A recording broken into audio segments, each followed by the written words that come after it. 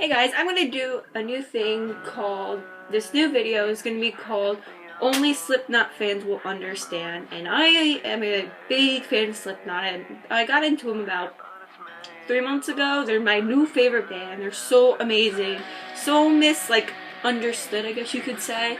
So I'm gonna be talking about them, and I'm gonna have their music playing in the background, some of my favorite songs by them.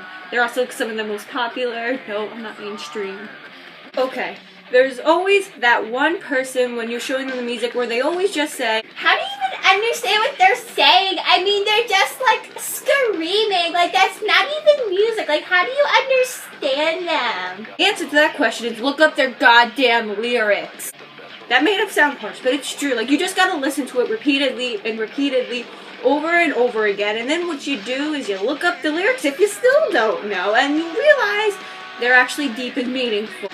Number 9. I don't know if I'm counting. Whatever, now I'm counting. Number 9. If someone ever thinks of the insult as, you're such a maggot, we take that as a compliment. It means you're actual fans. So thank you. You're just helping my self-esteem. Thank you. Okay, and the next one is, if you just listen to their singles, kind of like the one I'm playing right now, Duality, you're not a technical maggot. Sorry. I am. I just basically hit shuffle play on Spotify and having it play in the background, and that just happened to come up. So, yes, I do listen to their other songs Vermilion, I think it's pronounced Vermilion Part 1 and Part 2, AOV, that's a good one, I like that one, XIX, Psycho Soul, so I think that's a, single too. Wait and Bleed, I think it's also a single. Oh, the Heretic Anthem. Oh, I love that one. That's a good song. But number 8. Being heavy doesn't mean distortion and screaming. No, there is some singing in their songs. If you listen to Snuff, it's calm and it's mellow and there's no screaming in it whatsoever. It's just another way of making a deep and meaningful song without and they don't even scream like that. It's sing screaming, if that makes sense. They're not just going into the microphone. They're actually saying words, and if you listen to those words, it's realizing being gross isn't necessarily a bad thing. If you look at their what they the masks they wear on stage and the way they look, without the masks they're pretty normal people. They act pretty normal too. I'm not saying anything bad about them, but with the masks they can be kind of creepy and gross looking. But that's not just a bad thing. They put those masks on so they're oh, you don't want to look at our face, you don't want to judge us by our appearance, we want you to judge us by our music. And so that is a good thing, not a bad thing. Okay, the next one, at the beginning of the self-titled album, Slipknot, there's an opening called 742617000027. And to people, that's just a bunch of loaded numbers, random numbers that mean absolutely nothing. But the number itself was the barcode of an early demo released by the band, and it's significant to us fans when you realize that. And it kind of leads into the next song of the albums, which is pretty cool too. Next one is basically a lyric from the song The Heretic Anthem, where Corey, the lead singer, screams, "If you're 5'5", then I'm," and then the crowd responds 666. No, we are not summoning the devil. It's actually spelled 6, parentheses, S-I-C, parentheses, 6. Not 666, yeah, the devil, woo! No, I'm not a devil worshiper. I am Christian, and I don't know what their religions are, but I'm pretty sure they're not in a satanic cult. So the next one is about my personal favorite album. I actually have a t-shirt. I don't know where, I gotta go get that. It's in my room. I'll get that at the end of the video to show you guys. It's called .5, The Great Chapter. It's their most personal album title, I guess you could say. Basically, they released it 6 years after All Hope Is Gone because Paul, one of the band members, had died and they were so heartbroken and stuff. So they basically named and dedicated this album to their fallen friend Paul.